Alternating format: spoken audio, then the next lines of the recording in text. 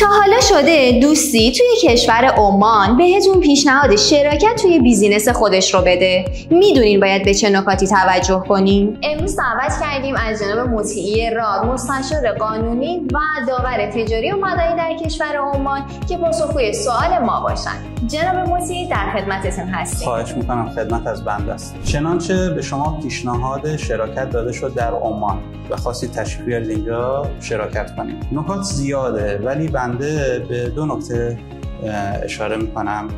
اولا اینکه وقتی میخواید سهامدار بشید در یک شرکتی در عمان، شراکت بکنید در عمان، این رو توجه داشته باشید که مطابق با قوانین عمان حتما باید سهام بخرید در اون شرکت، اسمتون به عنوان سهامدار در سجلات تجاری اون شرکت وارد بشه که بتونید رسما به عنوان سهامدار و سرمایه‌گذار در عمان قانونا کار بکنید.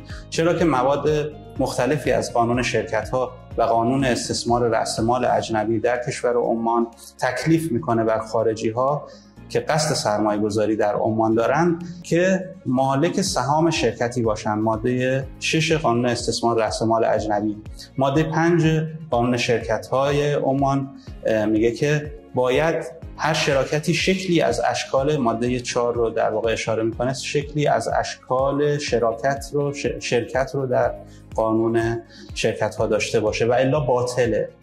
لذا شما ممکنه بیاید سرمایه هنگفتی رو و رزومه و سابقه خیلی درخشانی رو از کشور خودتون بیارید در این کشور و به صورت یک رابطه شراکت مدنی وارد شراکت بشید با یک شرکت عمانی که ثبت رسمی نشده، درش سهام ندارید، مطابق با قانون عمل نکردید و انگار شما این اموال رو دادید به یک شخص دیگه‌ای و این اموال هم احتمال خیلی زیاد رفته، چرا که این رابطه باطله. ممکنه بعد از 2 سال 3 سال دوندگی کمتر یا بیشتر دادگاه‌ها به شما طبق استفساری که میشه، طبق رأی کارشناس، شما حتی اون اموال رو هم از دست بدید و به شما بر نگرده.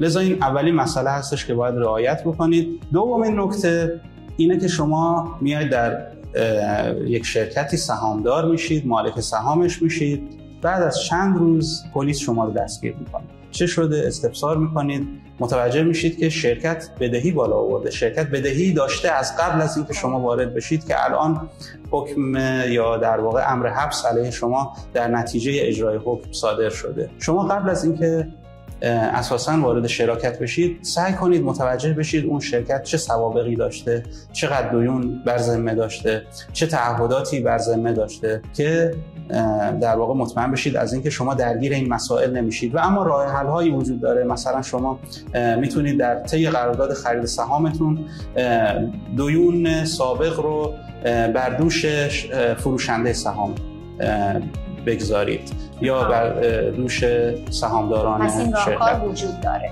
این به عنوان راهکار قطعی نیست ولی شما این کار رو میتونید انجام بدید. شاید بتونید در دادگاه‌ها از خودتون دفاعی بکنید، چرا که دادگاه‌ها شما رو میشناسن به عنوان مدیر شرکت و سهامدار شرکت. دعوا در ابتدا متوجه شرکت میشه و در اجرا متوجه مدیران و صاحبان سهام میشه. در اجرا شما باید این دفاع رو در دادگاه از خودتون بیارید. اونجا دیگه نظر محاکم هستش که چه حکمی صادر بکنن علیه شما.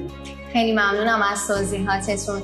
امیدوارم که هموطنان ما به این نکات توجه بکنن که خدایی نکرده توی این مسیر مهاجرت دچار مشکلات حقوقی و قانونی نشن. خیلی سپاسگزارم از شما. استعداد دارم، خواهش میکنم، در خدمتتون.